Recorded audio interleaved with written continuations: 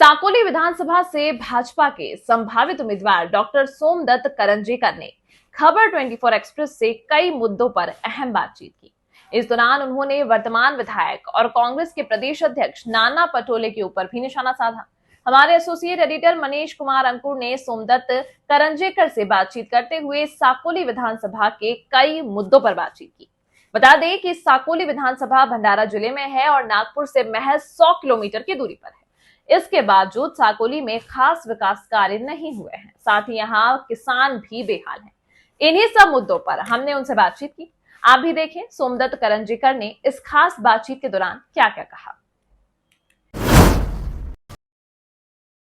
नमस्कार, मैं मनीष कुमार अंकुर, मैं आपका स्वागत करता हूं। इस वक्त मेरे साथ सोमदत्त जी हैं। सोमदत्त जी साकोली विधानसभा से इस वक्त नाम चर्चा में हैं और भाजपा से आप संभावित उम्मीदवार की सूची में इनका नाम है। सर, सबसे पहले स्वागत है आपका नागपुर। और धन्यवाद मनीष जी। सर, मेरा जो सवाल है ये देखिए, नागपुर में यहाँ क्योंकि नागपुर के आसपास ही साकोली विधानसभा क्षेत्र पड़ता है, आपका भंडारा में आता है, वहाँ पर आपका जो नाम है काफ़ी चर्चा में है साकोली विधानसभा क्षेत्र में। लेकिन इसके बावजूद भी वहाँ पे अभी नाना पटोले अपनी दावेदारी कर रहे हैं। दावेदारी तो खैर छोड़िए, उनका तो टिकट वहाँ से कंफर्म है ही है। आप ऐसी जगह से चुनाव लड़ने जा रहे हैं जहाँ नाना पटोले का बहुत जबरदस्त नाम है, तो आप इस तरीके से मतलब कैसे आपने वहाँ से सोचा चुनाव लड़ने के लिए, थोड़ा हमारे दर्शकों को बताएं। जी, आप सही कह रहे हैं कि वहाँ लोगों के मन में मेरा नाम है। मैं इसको इस तरीके से देखता हूँ कि इंग्लिश में एक कहावत है कि if you do the same thing you will get same results. To get different results you will have to do different things. बिल्कुल। तो लगभग 25 साल से वहाँ पर हमारे काका जी है, सलमान है, उनके लिए मेरे मन में नाना भाऊ पटोले जी, तो वो वहाँ सक्रिय राजनीति में है। लेकिन कोई विकास ऐसे हुआ नहीं है, तो वही रिजल्ट्स मिल रहे हैं। और अगर डिफरेंट रिजल्ट्स चाहिए है तो लोगों ने इस बार सोच लिया है कि एक ये कौन सी लाचारी है कि हमारे यहाँ मेहनत करके हम बच्चों को पढ़ाएंगे, बड़ा करेंगे, लेकिन अगर जब अपने पैर पे खड़े रहने की बारी आती है तो बाहर ही जाना होता है, बाहर ही जाना, यहाँ कुछ नहीं कर सकते। तो ये लाचारी से बाहर निकल के लिए they are now prepared to do things differently. चलिए, हमने 2019 में वहाँ पे कवरेज किया था काफ़ी बड़ा, पूरा साकोली विधानसभा क्षेत्र देखा। जहाँ तक हमने देखा वहाँ काफ़ी पिछड़ा हुआ एरिया है, सड़कें ठीक से नहीं हैं। अभी तो खैर हम नहीं गए वहाँ पे, लेकिन जाने वाले हैं। वहाँ सड़कें ठीक से नहीं हैं, या फिर जो लोग हैं उनके पास बहुत ज़्यादा खाने का भी नहीं है। बहुत मतलब बड़ी परेशानी में लोग, बड़ी दुविधा में वहाँ पे जी रहे हैं। तो आप इस तरह मतलब अभी आपके क्या कहना है, मतलब उस क्षेत्र में विकास हुआ है 2019 से लेके अब तक, या वो वैसा ही है जैसे 2019 में था? एक तो 2019 में भी वैसा था, और मैं अगर कहूँगा कि थोड़े और पीछे जाके भी आप स्नैपशॉट्स लेंगे तो शायद वैसा ही था। आप पश्चिम महाराष्ट्र और हमारा एरिया कंपेयर भी नहीं कर सकते, इतनी बुरी परिस्थिति है। कोई रोजगार नहीं है। जिस बातों के लिए हमारा एरिया जाना जाता है, जैसे कोसा, टसर सिल्क, पूरे देश भर में जहाँ से जाता है, अभी लोग वो व्यवसाय करना नहीं चाहते क्योंकि उनको कोई वहाँ पे प्रोत्साहन नहीं है, उनके तरफ ध्यान नहीं दिया गया। हमारे यहाँ जो मासेमारी होती है, मतलब मच्छी झींगा का व्यवसाय, ये पूरे भारत में फेमस है। और अगर प्रॉपर उसकी मार्केटिंग की जाए, नागपुर में मिहान है, यहाँ से एक्सपोर्ट ओरिएंटेड यूनिट अगर रहा तो उसके लिए इंसेंटिव्स है, तो यहाँ से वो बाहर जाके एक्सपोर्ट हो सकता है और आमदनी कई गुना बढ़ सकती है। नागपुर में ही अपना मापसू है, मापसू में इसका जो मत्स्य पालन है उसका प्रॉपर ट्रेनिंग मिलता है। तो ये जो मापसू यूनिवर्सिटी है ये नागपुर में ही है, और यहाँ पर मॉडर्नाइजेशन कैसे मत्स्य पालन में किया जाए इसके ट्रेनिंग देने वाले प्राध्यापक, रिसर्चर, साइंटिस्ट यहाँ पे है। तो ये बहुत अच्छी तरीके से हो सकता है। दूसरा, दूध उत्पादन हमारे यहाँ का है, लेकिन गाय अभी भी मतलब जैसे गुजरात में होता है वैसे दूध उत्पादन नहीं है। आप विदेशों में, लैटिन अमेरिका की तो मैं बात ही नहीं कर रहा हूँ। अभी मैं यहाँ पर एक वर्कशॉप ले रहा हूँ जिसमें जो 5 लीटर देने वाली हाइब्रिड गाय भी है, उसमें एम्ब्रियो ट्रांसप्लांट करके 7 दिन का अच्छा, मतलब जो सबसे बेस्ट क्वालिटी का एग है और सबसे बेस्ट क्वालिटी का सीमन है, इसको लैब में फर्टिलाइज करके वो ट्रांसप्लांट किया जाएगा जी। और उसके 5 लीटर दूध देने वाली के पेट से 22 लीटर 25 लीटर दूध देने वाली प्योर ब्रीड की गाय आएगी। तो ये सारी चीजें हो सकती है। ये अभी तक वहां पे हुआ नहीं। जिस रोजगार के नाम पे कुछ भी नहीं है, कुछ जो सरकारी नौकरियां मिलती है वो है, स्वयं रोजगार के लिए बहुत प्रयास करने की जरूरत है। मैंने अभी 6 स्किल डेवलपमेंट सेंटर्स वहां पे शुरू किए हैं लोकल नीड के हिसाब से। तो आप सही कह रहे हैं कि विकास ऐसे बहुत हुआ नहीं। अभी मैंने ये सारी बातें जो आपको बताई, कॉपर है, उसके बाद लाख कल्टीवेशन का मैं एक कोर्स स्टार्ट किया, क्योंकि वहाँ पर लाख का क्लस्टर अभी डिक्लेयर किया है पालक मंत्री साहब ने। तो ये इंडिविजुअल कैपेसिटी में मैं कितना कर सकता हूँ, बिल्कुल उसके लिमिटेशंस है। लेकिन अगर कोई संवैधानिक पद रहता है तो फिर ये कई गति से और बड़े पैमाने पे किया जा सकता है, ऐसा मेरा मानना है। लेकिन नाना पटोले चुनाव जीत रहे हैं वहाँ पे किसानों के मुद्दे पे, वहाँ पे हर बार, और किसानों के नेता भी माने जाते हैं। तो क्या आपको लगता है कि नाना पटोले किसानों के नेता बन के आए हैं, किसानों के नेता चुने जाते हैं, तो उन्होंने ऐसा कुछ किसानों के मतलब किसानों के लिए स्पेशली ऐसा कुछ किया जिससे कि वहाँ पे रेवोल्यूशन आ गया हो, या किसान की जो आय है वो दुगनी हो गई हो, या किसानों की जो समस्याएं हैं वो खत्म हो गई? जी ठीक है। तो मेरे दादाजी, जो हम भंडारा जिले की बात करें, पुराना भंडारा और गोंदिया जिला, तो इसके जो पहले क्षेत्रनिष्ठ शेतकरी करके गवर्नर के हाथों से जिनका सम्मान हुआ, मेरे दादाजी जी। तो हम वहाँ के लोकल किसान हैं, इसलिए मैं इस पे कमेंट कर सकता हूँ, ऐसा मुझे लगता है। तो ये बात सही है कि किसानों का नाम लेके हमारे काका जी बार बार बड़े हुए, लेकिन उसके बाद जब एक्चुअल कुछ करने की बारी आई, तब जमीन पे जैसा दाम मिलना चाहिए वह कुछ हुआ नहीं। सिंचन व्यवस्था में इतने सालों में कुछ भी नहीं हुआ, और जो प्रोजेक्ट्स ऑलरेडी आए वो भी रुके हुए हैं। निम्न चुलबंद का आप लीजिए, फिर यहाँ पर तो हमारा लाखनी के ऊपर सालेबाटा, लाखोरी, मासलमेटा, यहाँ पर पीने के पानी की भी समस्या है। वहाँ पर वैनगंगा का पानी सिंचन के लिए लाना बहुत आसान है जी, लेकिन वो इतने सालों से हो नहीं रहा।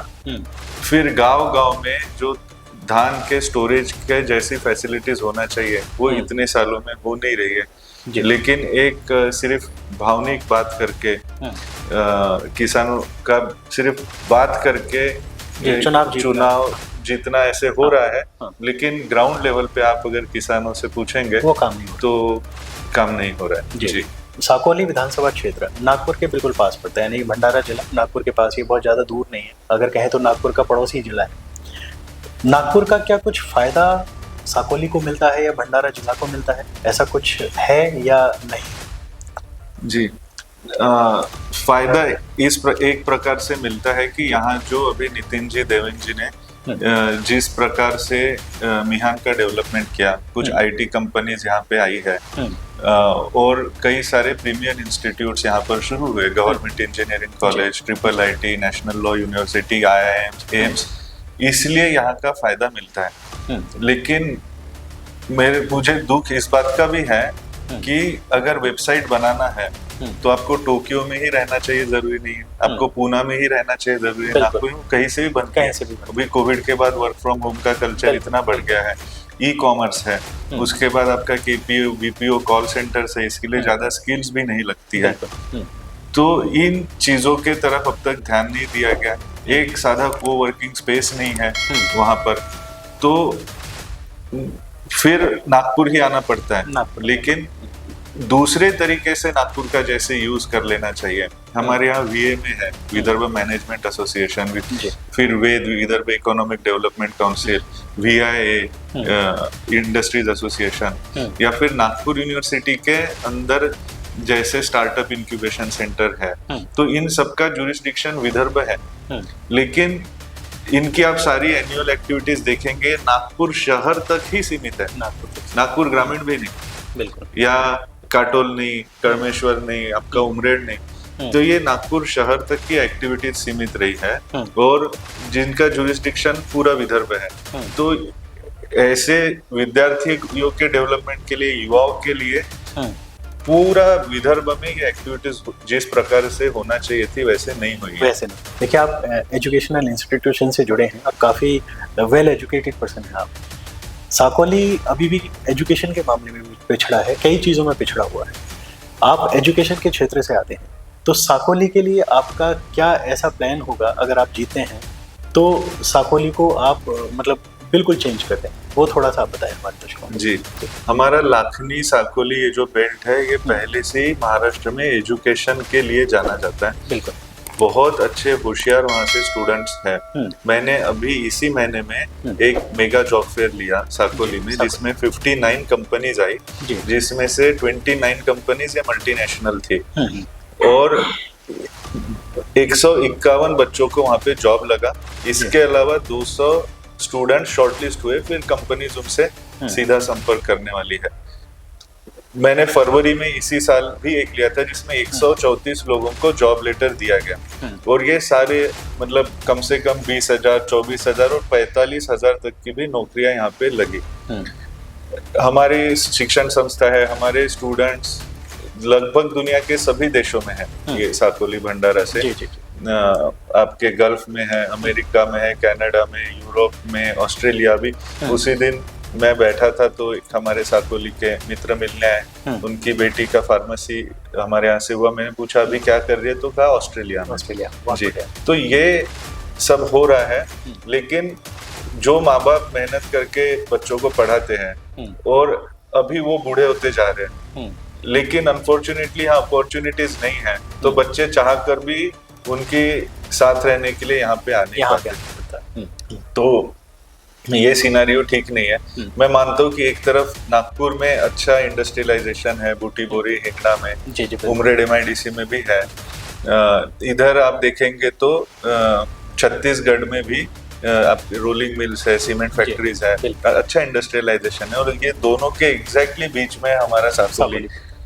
यहाँ पर भेल प्रकल्प की शुरुआत हुई थी जब प्रफुल्ल पटेल साहब ने शुरू किया था, फिर वो हार गए इलेक्शन, उसके बाद नाना भाऊ चुन के आए, लेकिन फिर वो भेल का भी ऐसे ही रह गया।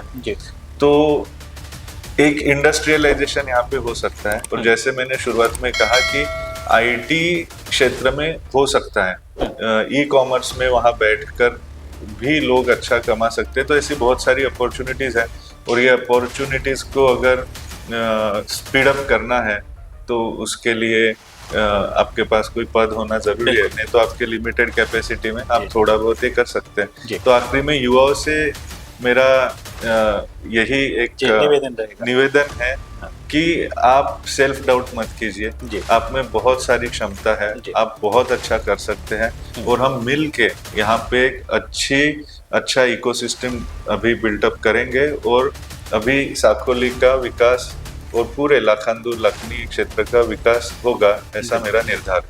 आप साकोली विधानसभा सीट से चुनाव लड़ने जा रहे हैं, तो आप क्या मुद्दे लेकर जा रहे हैं? यहाँ पर मुद्दा एक ही है कि जो इतने सालों से सिर्फ आश्वासन पे आश्वासन मिलता है, लोग विश्वास भी रखते हैं क्योंकि भोले हमारे मतलब मन में कोई कपट नहीं है, हमारे लोगों के विश्वास भी रखते हैं, लेकिन फिर इतने सालों में कुछ भी नहीं मिलता है देखने के लिए। आरोग्य की व्यवस्था जैसी चाहिए वैसा नहीं है, कोई भी मल्टी स्पेशलिटी वहाँ पर सुविधा नहीं है। उसके बाद रोजगार क्या वहाँ पे दिक्कत है, एक तरफ सिंचन व्यवस्था नहीं है और दूसरी तरफ जो अपना गोसे खुर्द का लेफ्ट कैनल का काम आधा के रुका है, उसके कारण हमारा लाखांदूर तालुका में हर बार बाढ़ जैसी स्थिति होती है। बिल्कुल। आज सुबह ही मेरी बात हुई, तो जो दूसरी बार भी धान लगाया था, अभी पिछले महीने 1.5 महीने पहले बाढ़ आई थी क्योंकि वो कैनल का काम कंप्लीट नहीं है। फिर जहां ओवर टॉपिंग करना चाहिए वैसे नहीं हुआ है। चुलबन नदी को आगे जाके जोड़ना चाहिए, वो आधे में रुका हुआ है। तब नुकसान हुआ, किसानों ने फिर से वहां पे पेरनी की, लेकिन अब परसों की बारिश से दोबारा मतलब खेती करना ये क्या अपराध है क्या, ऐसा भी प्रश्न मन में आ रहा है। और हम देख रहे हैं कि अगर प्रॉपर प्लानिंग से, सरकारी सहायता से अगर काम होता है और प्रॉपर प्रशिक्षण, ट्रेनिंग, मार्केटिंग एंड एक्सपोर्ट होता है तो पश्चिम महाराष्ट्र के किसान रोल्स रॉय भी लेते हैं, बिल्कुल 5.5 7.5 करोड़ की। गुजरात के किसान आप देखिए। तो ये सारे मुद्दे हैं, लेकिन लोगों के मन में एक मुद्दा जो सबसे बड़ा है कि इस बार झूठे आश्वासन पे भरोसा नहीं रखना। मतलब साकोली इस बार बदलाव की राह पे चल रहा है। बिल्कुल, ऐसा माने लोगों ने ठान लिया है। लोगों ने ठान लिया। जी। चलिए, महाराष्ट्र सरकार की तरफ से यानी भाजपा की भी तरफ से लाडला भाव और लाडली बहना योजना चलाई गई है, तो इसका लाभ आपके क्षेत्र को कितना मिलेगा? लाभ तो हमारे यहाँ बहनों को मिला है जी। अभी लाभ इतने रुपए का मिला या उतने रुपए का मिला ये मैं मानता हूँ सेकेंडरी है। प्राइमरी ये है कि जो आश्वासन माननीय देवेंद्र जी, शिंदे साहब और अजित पवार साहब ने किए उसकी पूर्तता की। पूर्तता किस प्रकार से की कि मैं ये समाज की क्या सेवा कर सकता हूँ ये सोचते हुए की। कहते हैं सेवा है यज्ञ कुंड, समिधा सम हम जले, ध्येय महासागर में सरित रूप हम मिले। क्या बात। तो ऐसी समिधा डाल के ये जो बड़ा ध्येय है कि अपने समाज का विकास हो, इसमें सरित रूप हम मिले, ऐसा हमारा महायुति सरकार का प्रयास रहा है और पूरा हुआ है। सिर्फ ये कहने की बातें नहीं है, लोग देख रहे हैं कि कथनी और करनी में महायुति में फर्क नहीं है। तो ये एक आनंद की बात है। आनंद की बात है। जैसे कि आप जानते हैं कि हमारी महायुति की सरकार महाराष्ट्र में और केंद्र में भी जो हमारी सरकार है, लोक हितम मम करणीयम, यही सोचते हुए लोक हित में क्या क्या कर सकते हैं यही हमेशा सोचती है। अभी कल का ही कैबिनेट का डिसीजन है केंद्र सरकार का कि 70 साल के ऊपर के सभी सीनियर्स के लिए आयुष्मान भारत का कवरेज उनको लागू रहेगा। तो ये बहुत ही स्वागत करने योग्य ऐसा डिसीजन है और इसका फायदा भी हमारे साकोली भंडारा के सभी बुजुर्गों को होगा, इसका मुझे आनंद है। वहाँ पर बिजली की भी जो समस्या है उसको भी दूर करने की भाजपा कोशिश कर रही है। देवेंद्र फडणवीस जी ने भी वादा किया कि हम बिजली की समस्या को दूर करेंगे, उस पर आप क्या कहना चाहते हैं? जी, हमारे यहाँ काफी समय से डिमांड है कि कम से कम 12 घंटा वहाँ पे खेती को बिजली मिलनी चाहिए और इसके ऊपर हमारी सरकार प्रयासरत है। और जैसा कि आपने भी बताया कि कल फडणवीस साहब ने वैसा कदम भी उठाया है और वो निश्चित ही पूर्तता होगी, ऐसा मेरा विश्वास है। चलिए, इसके अलावा मैं चाहूँगा कि साकोली के जो लोग हैं, युवा हैं, उनसे आप कुछ अपील करना चाहें तो आप हमारे माध्यम से कर सकते हैं। जी, जैसे भगवान बुद्ध ने कहा है कि आत्मदीपो भव, मतलब खुद की रोशनी खुद ही बनो। बिल्कुल। तो ये हमें खुद ही हमारा भविष्य बनाना है। पूजनीय बाबा साहब अम्बेडकर जी ने हमें जो एक बटन दबाकर अपना भविष्य बनाने का मौका दिया है, इसका आप आगे हमें क्या चाहिए, हम किस प्रकार का हमारा साकोली, लाखनी, लाखांदूर, हमारा महाराष्ट्र और भारत देखते हैं, ये सोच के मतदान करें, यही मेरी अपील। चलिए, आपसे बात करके बहुत अच्छा लगा और आपको आने वाले समय के लिए, आने वाले भविष्य के लिए बहुत बहुत शुभकामनाएं।